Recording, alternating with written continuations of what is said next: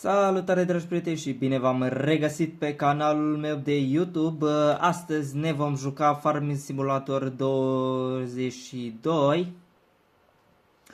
După cum puteți observa, ne-am mutat pe o nouă hartă. Avem o nouă fermă care este la început. Avem doar 150.000 în cont. Și da, cam asta e situația. Acum o să vreau să merg cu unul dintre tractoare la un nene de aici din sat cu care am vorbit pentru o semănătoare. Nu știu exact despre ce semănătoare este vorba, dar vedem imediat. Acum nu știu cu care să mă duc, să iau fendul, să iau șterul. Hai că mă duc cu ăsta, așa, frumos, cu UTB-ul 650. Așa, să-i dăm o pornire. Pornim și girofarurile dacă tot. Așa.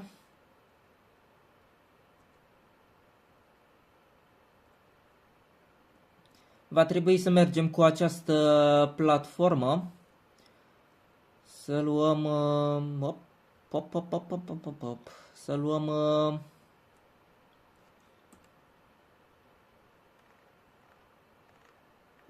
așa, să luăm semănătoarea.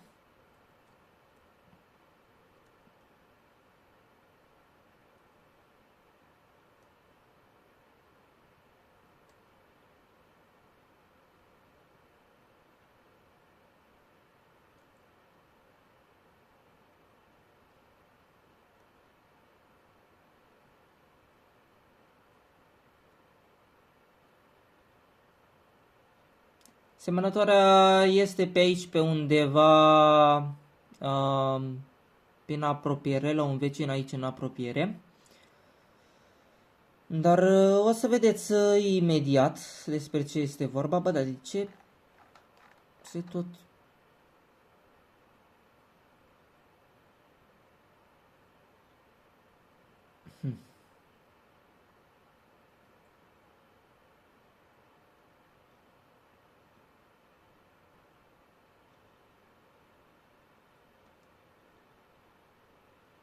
Sare din viteză, văd că UTB-ul ăsta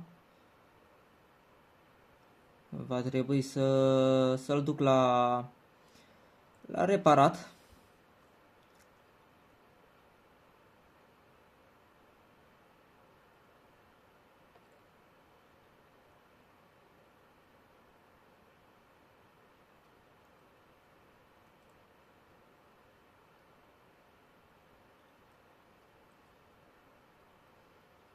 Așa. Acum, haideți să vedem pe unde lăsăm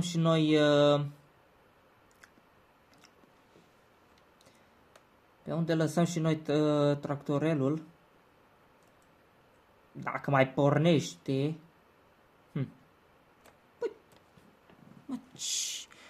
Oare ce tot se întâmplă aici? Că nu înțeleg.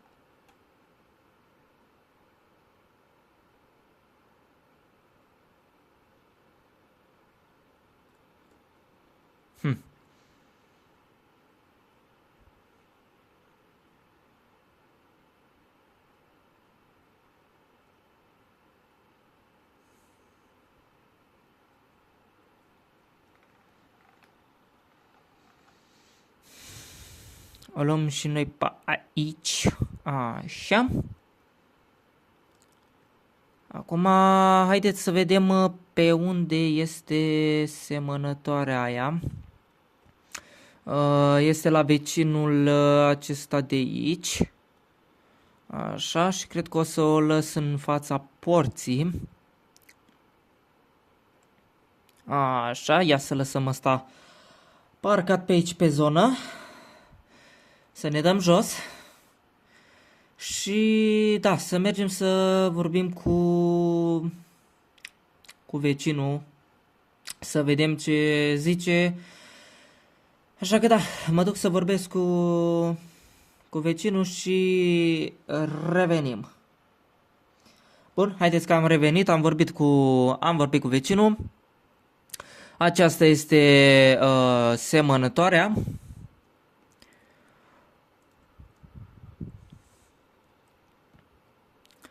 Omul, mi-a zis că el, după cum puteți observa, el s-a mai ocupat înainte cu agricultura. Uitați, are un Zetor 7745, dar acum, s-a pensionat și, nu mai are ce face cu semănătoarea.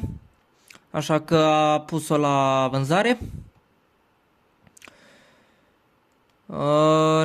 El cum știa că eu m-am mutat aici în sat și am fermă mare, mi-a zis că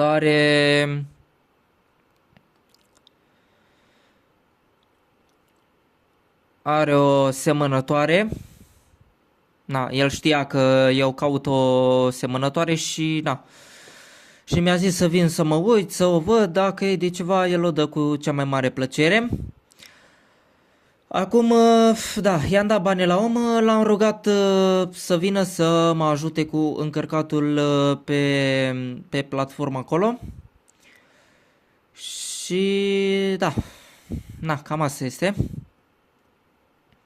O încărcăm noi de acasă cu semințe, nu este niciun fel de problemă. Așa că, încărcăm semănătoarea pe platformă și revenim. Bun, haideți că am revenit, am urcat semănătoarea pe platformă. După cum puteți vedea, am asigurat-o aici cu chingile. Așa că haideți să mergem înapoi acasă.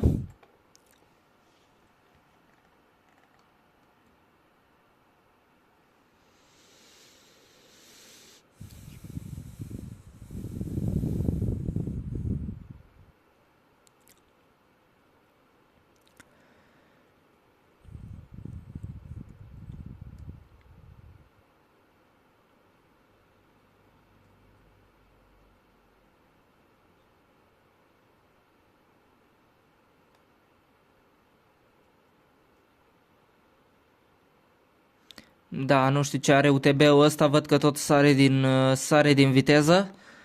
Va trebui să-l duc în service.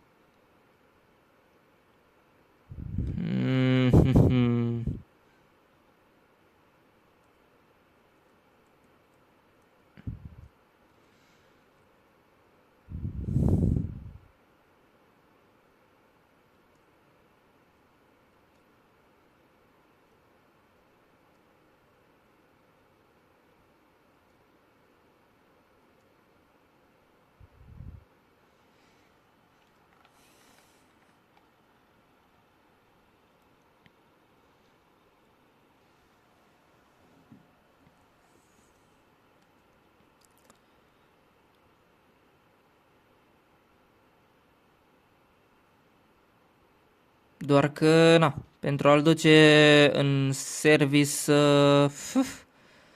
o să avem nevoie de mai multe chestii. Însă o să vedem, poate chiar în episodul de astăzi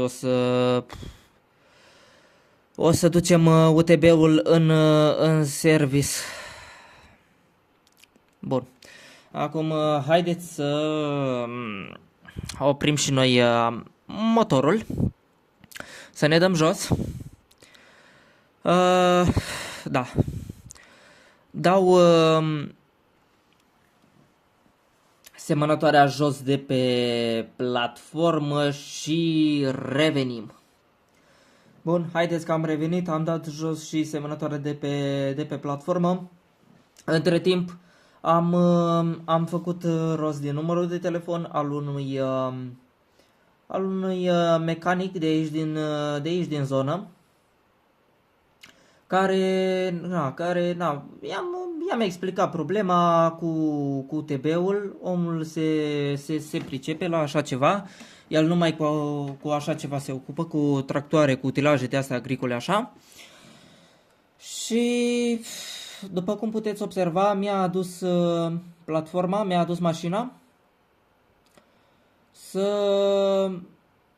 să-i duc acolo la service UTB-ul,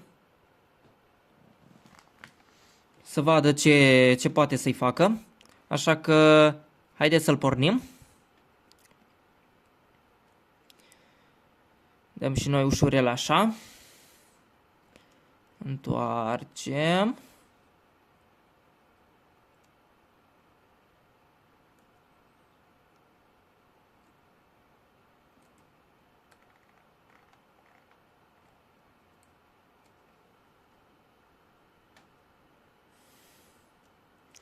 Așa.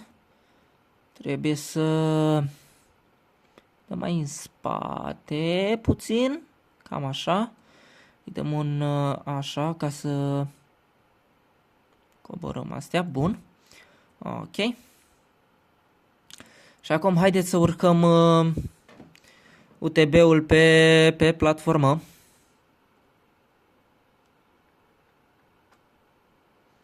Să vedem dacă urcă așa, puțin mai așa.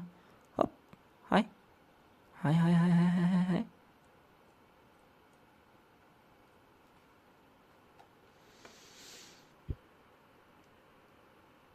Așa. Da, să-i punem și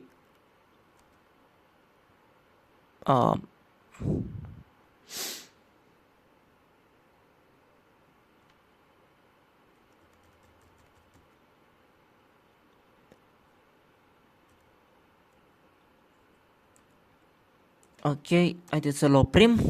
Așa. Să ne dăm jos. Și să-i dăm aici. Așa. Acum o să ne dăm puțin jos. Așa. Să ne urcăm înapoi în tractorel. Trebuie să-l dăm puțin mai în spate. Puțin. Atât. Așa. Bun. Bun. Așa.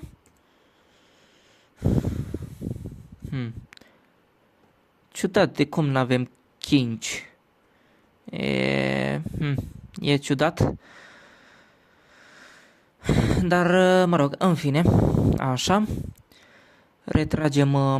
Haideți să retragem și noi picioarele. Și să mergem cu acest UTB la service. Pentru că nu e ok ce se întâmplă cu el.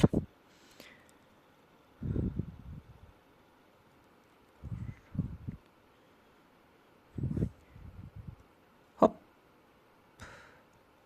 Hop, că era să fac accident. Nici bine n-am ieșit pe poartă și deja era să fac accident.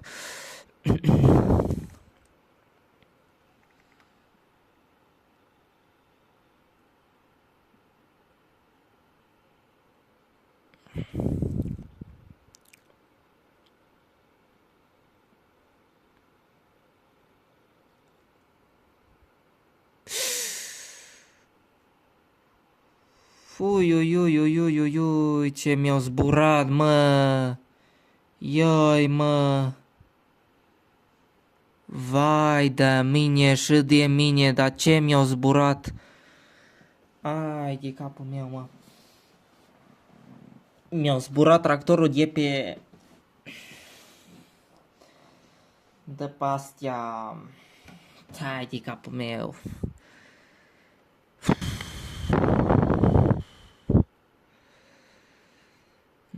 Da.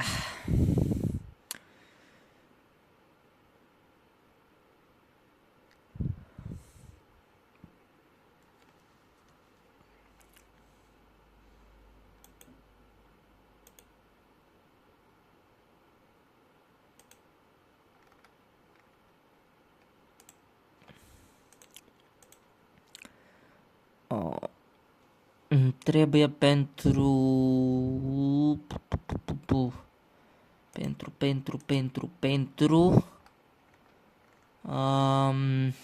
de aici de la diverse trebuie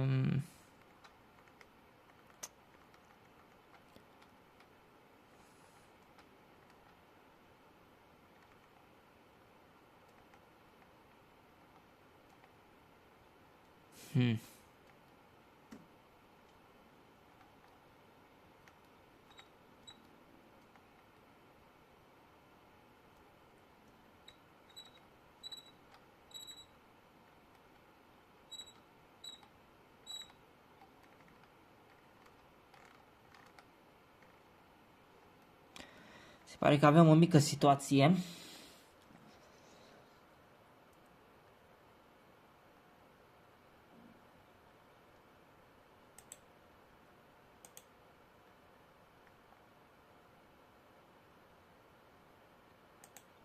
Așa că până vom remedia situația, va trebui să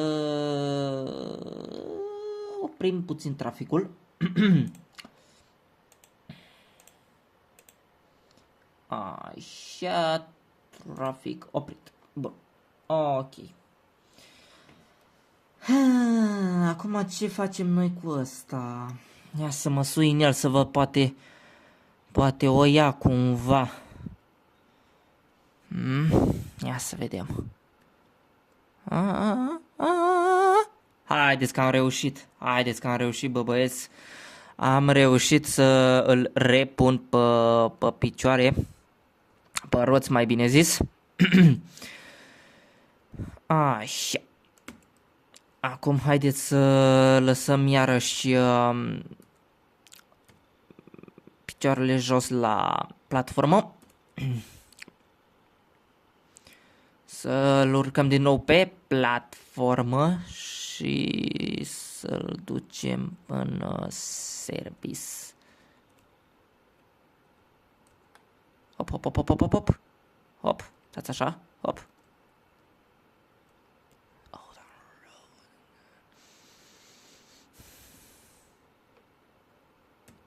Așa, retractăm picioarele și dăm înapoi cu grijă și cu mare, mare, mare atenție să nu-l mai răsturnăm.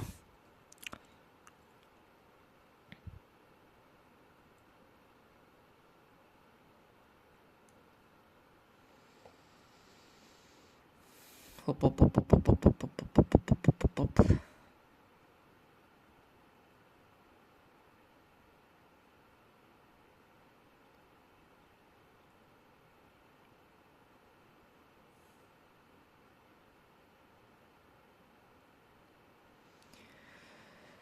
Pe aici pe undeva stătea domnul ăla. Dar să văd exact pe unde.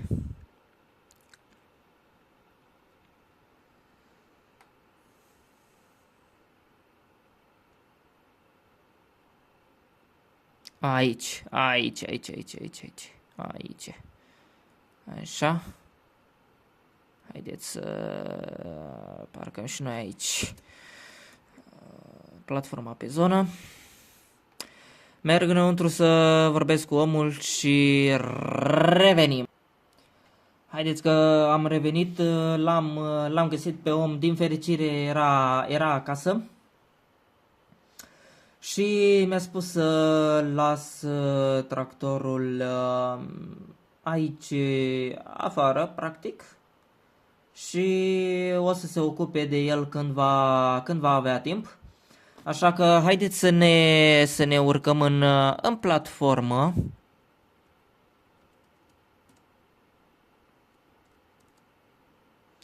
Așa. Să...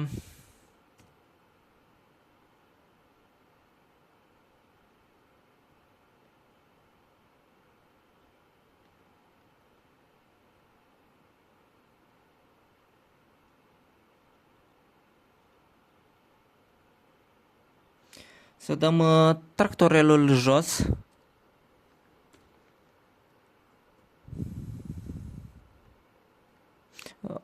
Trebuia să-i dau alea jos.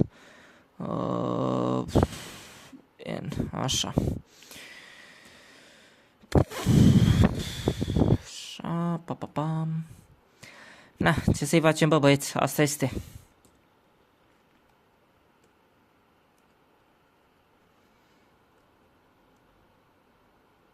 Șor.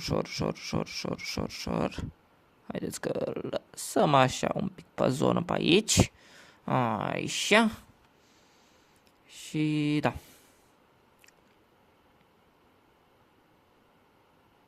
Na, platforma o să rămână aici. Și da, bă, băieți. Na, asta este situația. Nu avem ce să facem.